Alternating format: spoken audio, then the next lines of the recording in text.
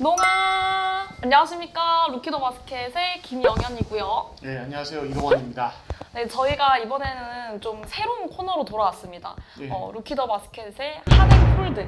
그렇죠. 예, 저희가 2주마다 방송을 하고 있는데 2주간 있었던 어떤 KBL 선수들 중에 활약한 선수들 중에서 제일 핫한 선수 그리고 제일 차가웠던 선수 그쵸? 네, 하나씩 사실 뽑아서 한번 이야기해 보려고 합니다. 콜드라 그래서 좀 못했다고 저희가 비난하기보다는 그냥 뭐 이 선수가 어떤 특정 플레이가 아쉬워서 저희가 짚을 수도 있는 거고, 그렇죠. 네, 네. 뭐 기대를 했던 선수가 생각보다 못한다, 뭐 이런 부분을 짚어드릴 수도 있는 거라서 그래서 저희가 꼽은 2주간의 핫, 이 팀이죠. 전자랜드. 그렇죠. 네. 예, 전자랜드의 저희가 그 중에서도 에릭 탐슨 선수에 대해서 한번 이야기를 해보려고 합니다. 이번에 네. 사실 이제 헨리 심스와 에릭 탐슨 이 두 명의 선수를 전자랜드가 영입했는데 이제 저희가 에릭 탐슨을 꼽게 된 건 이 선수의 활약이 기대보다 훨씬 대단하기 때문입니다. 그쵸. 예. 뭐 출전 시간을 헨리 심스랑 좀 나눠 가지는데 굉장히 좀 인사이드에서 좀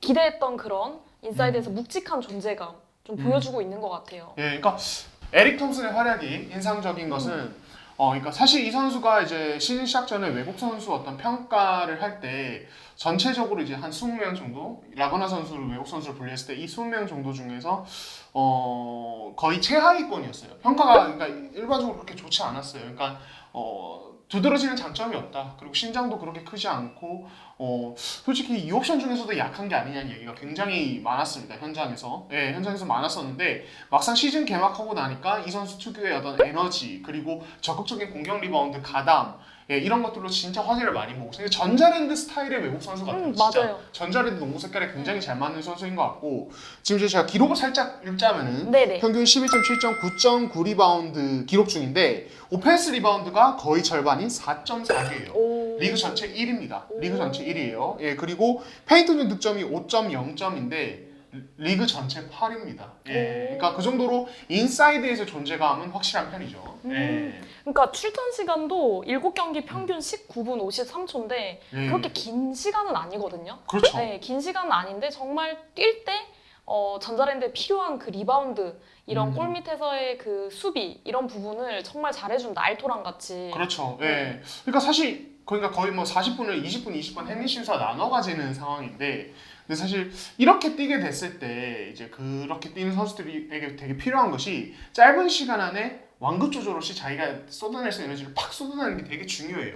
그러니까 리듬이 다르단 말이에요. 예, 뭐 30분, 40분 뛰는 것과는. 그쵸. 근데 이제 에릭 탐슨은 이걸 되게 잘하는 것 같아요. 그러니까 플레이 스타일 자체가 그런 것도 있고 이 20분 동안에 자기가 인사이드에서 보여줄 수 있는 활동량, 허슬 이런 거를 거의 극대화해서 쏟아내고 있고 실제로 올 시즌 지금 전자랜드 굉장히 분위기가 좋죠. 시즌 초반 지금 6승 1패 기록 중인데 이 6경기 중에 이제 에릭 탐슨이 클러치 타임에 오히려 헨리 심스가 아닌 에릭 탐슨이 나와서 에릭 탐슨이 클러치 득점을 성공하는 경우가 굉장히 적지 않았습니다. 그러니까 경기 막판에 기용될 정도로 지금 코칭 스태프에게도 신뢰를 받고 있다는 거죠. 네. 그러니까 뭐 대단히 공격 스킬 자체가 좋고 세련되고 이런 선수라기보다도 일단은 전자랜드에는 뭐 앞선 외곽의 선수들이 좀 무게중심이 많이 쏠려 있잖아요. 김낙현 선수라든지 최근에 정영삼 선수라든지. 그렇죠. 근데 그런 선수들을 도울 수 있는 그런 도우미 역할을 잘 해주는 것 같아요. 그렇죠. 네. 예, 도우미 역할이란 말이 되게 중요한 게 그러니까 헨리 심스와 에릭 탐슨을 같이 놓고 비교를 했을 때 스타일이 되게 달라요. 그러니까 헨리 심스는 인사이드에서 플레이하는 다만 미드레인지 점프슛 던지는 그냥 정통 빅맨에 가까운 조금은 기동성은 떨어지는 그런 스타일이라면 에릭 탐슨은 밖에서 스크린도 헌신적으로 하고 트레이션 가담도 적극적이고 기동성과 어떤 운동 능력을 갖춘 빅맨이란 말이에요. 그래서 사실은 전자랜드 국내 선수들과 같이 플레이했을 때 어떤 가드들과의 2대2 조합 이런 것들에 대해서는 사실 에릭 탐슨이 위입니다. 왜냐하면 스크린 걸고 들어가는 움직임이 헨리 심스 대비 훨씬 빨라요. 사실 이게 어떻게 보면은 경기 막판에 오히려 헨리 심스, 정적인 헨리 심스보다 에릭 탐슨이 기용되는 이유이기도 하고요. 그리고 이대현과 같이 짝을 지었을 때 사실은 헨리 심스와 에릭 탐슨을 좀 뛰는 플레이가 다르거든요.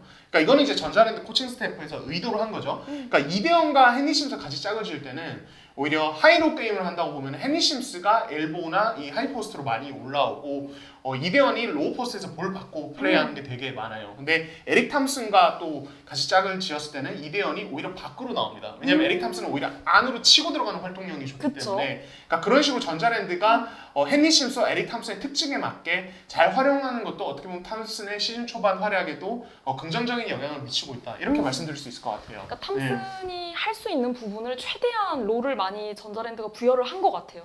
그러니까 뭐 대단한 공격 기술이라든지 뭐 슛이라든지 이런 부분이 아니라 그냥 톰슨이 할 수 있는 뭐 스크린 걸고 리바운드 해주고 확실하게 패스 딱 들어갔을 때 메이드 해주고 그렇죠. 페인트 존에서 딱 그 부분이 전자랜드와 찰떡궁합이다.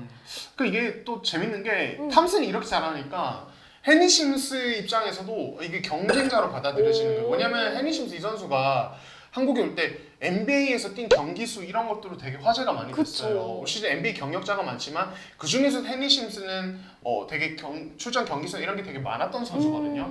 근데 막상 와보니까 탐슨과 비등비등하게 출전 시간을 가져가니까 제가 듣기로는 이제 전자랜드 홈 경기 한 경기가 끝나고 나서 에릭 탐슨의 활약으로 경기가 끝나니까 막판에 헤니 심스가 이제 경쟁심을 느꼈나 봐요.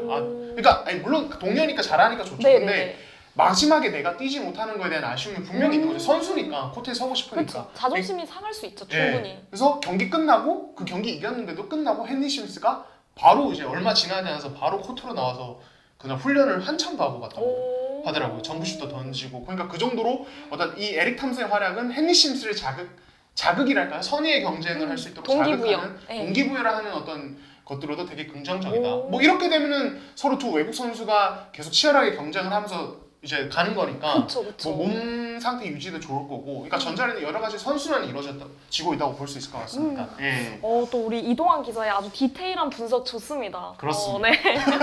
알고 계셨군요. 네네. 네. 오늘 좀 다시 보이네요, 이동환 네. 기자. 이게 저예요. 네. 제가 여기저기서 너무 웃음거를 이제 너무 가벼운. 또 큐트한 이미지 좋아하시잖아요. 네, 저는 귀여운 말 제일 좋아해요. 네, 귀엽다고 많이 해주세요. 댓글로 많이 달아주세요. 바로 분위기가 좀 서늘해지네요. 그래서 저희가 바로 이어서 2주간의 콜드, 2주간의 좀 콜드맨을 좀 뽑아보려고 하는데 저희가 한 사람을 뽑기보다 이번엔 좀 집단으로 뽑았습니다. 그러니까 저희가 한 명을 뽑아가다가 이들을 꼽지가 않을 수가 없어서 결국에는 언급하게 됐습니다. 이 삼성 선더스의 가드들입니다. 지금 이제 삼성 선더스가 리그 최하위에 있습니다. 개막 7경기에서 1승 6패 기록 중이고요. 지금 이제 방금 언급한 이 전자랜드를 한번 잡아낸 것 외에는 모든 경기에 졌고, 뭐 이제 다른 하위 팀과의 경기에서도 계속 패하는 이런 상황이거든요. 그래서 지금 스타트가 굉장히 안 좋은데 사실 삼성 시즌 시작하기 전에 이 가드진에 대한 평가는 원래부터 좀 안 좋긴 했습니다. 그러니까 가드들 중에 특히 이 포인트 가드 포지션이 너무 약하다. 누가 와도 뭔가 제 몫을 못 해주는 느낌이 있다. 이런 이야기였었고, 반면에 삼성 포워드진과 이 빅맨진은 나쁘지 않기 때문에 굉장히 뎁스가 괜찮기 때문에 이 가드진만 잘해주면은 삼성이 굉장히 경쟁력 있는 모습을 보여줄 수 있다는 평가를 받았었는데, 시즌 시작하고 보니까 이 삼성 가드진의 경기력이 생각 이상으로 안 좋아요.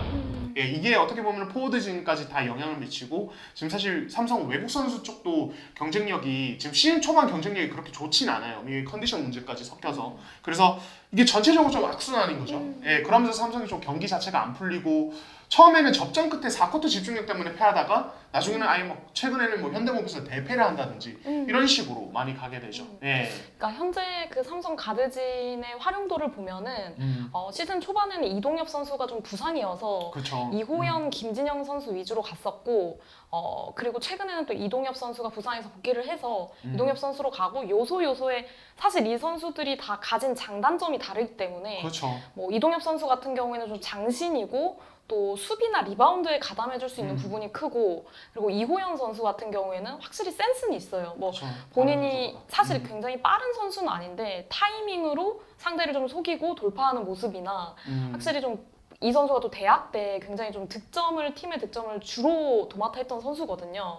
그래서 이제 센스는 있는데, 다만 이 선수 같은 경우에는 군대를 현역으로 갔다 왔다 보니까 실전 경기 감각 자체가 삼성에서 뛸 때도 그 당시에는 김태술, 주희정, 천기범 이런 가드들이 있어서 많이 못 뛰었거든요.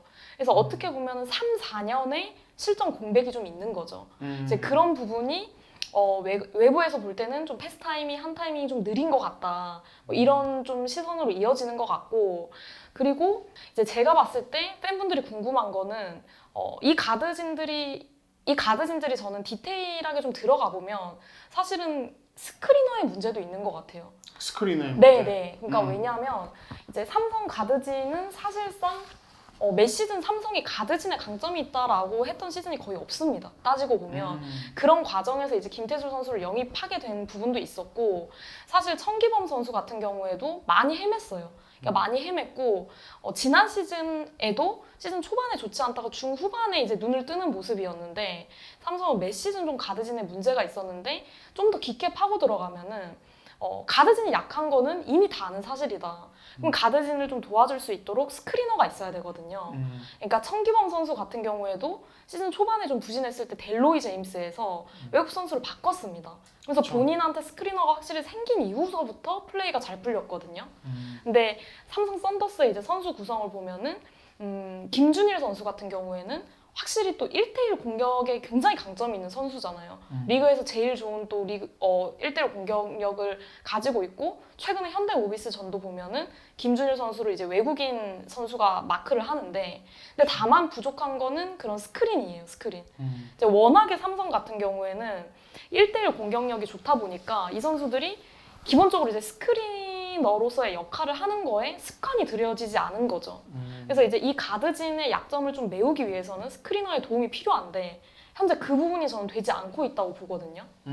뭐 공격적인 부분에서 사실 뭐 그런 합의 문제도 네, 있을 수 네, 있겠죠. 네. 다만 이제 네.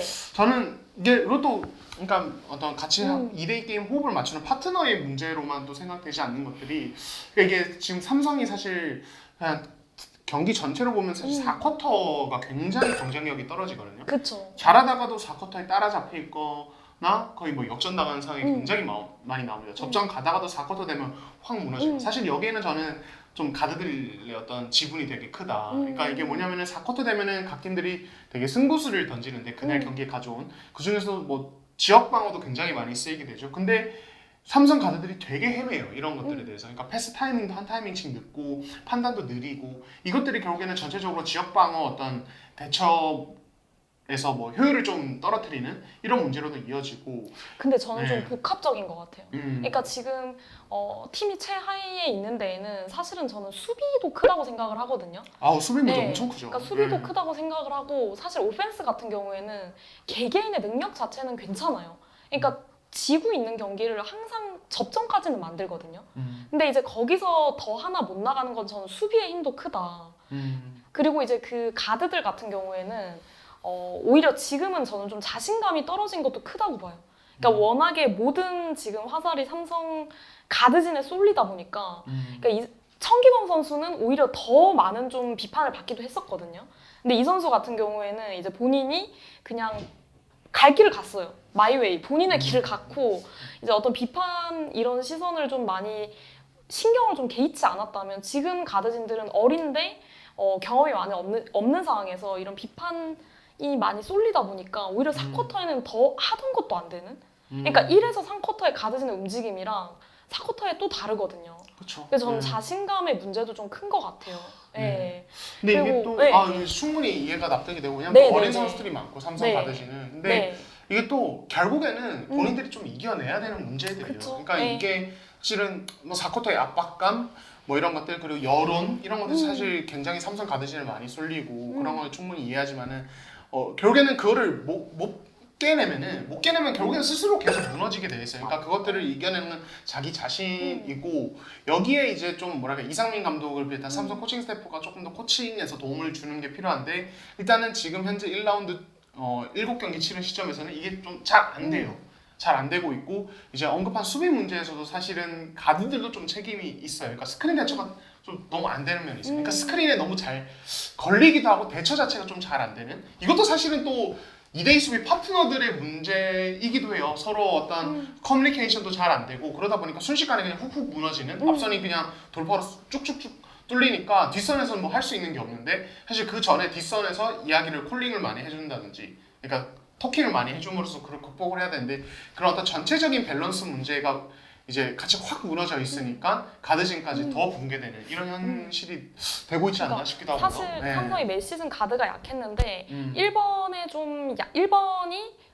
좀 볼을 갖고 넘어오는 역할을 좀 가벼운 역할을 맡기고 이제 2번에서 김동욱 선수를 활용하면서 실질적인 리딩을 맡기는 그런 부분이 많았거든요. 그렇죠. 근데 김동욱 선수가 삼성에 있을 동안에 최소 20분은 계속 뛰었습니다. 근데 올 시즌 같은 경우에는 연습경 비시즌에 몸이 상당히 좋았대요. 그쵸. 몸이 상당히 좋았는데 이제 시즌 들어가기 전에 발목을 좀 크게 다치면서 그렇죠. 안 나왔죠. 컵 대회도 3주, 4주 맞아요. 부상 공백이 좀 컸던 것 같아요. 그러니까 이런 게 좀 복합적으로 맞물리면서 가드진에 좀 문제가 생기는데 또 팬분들이 궁금해하시는 거는 삼성은 가드가 약한 걸 알면서 왜 안 사냐? 근데 사실은 최근 2년 동안에 여러분들이 누구나 납득할 만한 가드를 사실은 삼성이 영입을 하려고 했습니다. 트레이드든 FA든 시도를 했었죠. 그러니까 FA를 시도를 했었는데 사실 그 선수를 영입하는 게 불발이 됐고, 그래서 그 선수를 진짜 영입하려고 영입 전에 뛰어들긴 했는데 최근 2년간, 근데 그게 뭐 또 영입이 여의치 않았다는 점, 그런 부분이 좀 맞물리면서 사실 지금 최하위에 놓여 있는 상황에서 저는 좀 가드진의 뭐 분발이 필요한데 뭐 복합적인 것 같아요. 김동욱 선수도 좀 더 살아나줘야 되고, 가드진들도 이동환 기자가 말했던 대로 극복을 해야 될 것 같고. 저는 지금보다는 올라갈 수 있는 팀이라고 봐요. 그러니까 이 정도 경기는 사실은 그래요. 삼성전력에 좀 어울리지 않는 순위라고 보고, 아무리 가드진이 불안해도 삼성 사실 뭐 지난 2년을 돌이켜봐도 물론 이 천기범이란 존재가 슬로우 스타터로서 활약을 해주면서 더 치고 올라가는 그런 모습이 있었던 것도 사실이지만, 어쨌든 삼성 팀 자체가 좀 초반에는 조금 불안하다가도 나중에는 올라가는 그런 나름 저력 보여주고 강팀들한테 고춧가루 뿌리는 그런 모습 보여줬었거든요. 오히려 이제 팀 선수들의 손발이 시즌 중후반에 가면 더 맞아 들어가죠. 이 팀 같은 경우. 그런 부분이 있었고, 지난 시즌도 되게 그런 모습이 되게 좋았었는데, 그러니까 지금 삼성의 기본 전력, 그러니까 김준일, 임동섭, 그리고 김동욱, 배수영, 이렇게 장민국 버티는 이 라인 자체는 워낙 탄탄한 데다가 이제 아이자 힉스 같은 경우도 지금 공수에서 컨디션이 그렇게 안 좋아 보이는데 이 선수 몸까지 올라오면은 분명히 이쪽 라인은 경쟁력이 있어요. 그러면은 가드진은 사실은 평탄화 좀 해줘도 분명히 이제 이 삼성 팀 전체가 경쟁력을 보여줄 수 있거든요. 그래서 시간이 좀 지나면 해결될 수도 있지 않을까. 코칭 스태프에서도 고민이 많으실 겁니다. 서서히 경기력은 더 올라올 것 같습니다. 삼성 같은 경우에. 그렇죠. 그래서 오늘 저희 핫앤콜드는 여기까지 해보도록 하고 이제 다음 2주간 또 저희가 아주 핫한 선수 그리고 좀 콜드한 선수들을 뽑아서 다시 또 돌아오도록 하겠습니다. 예. 농바.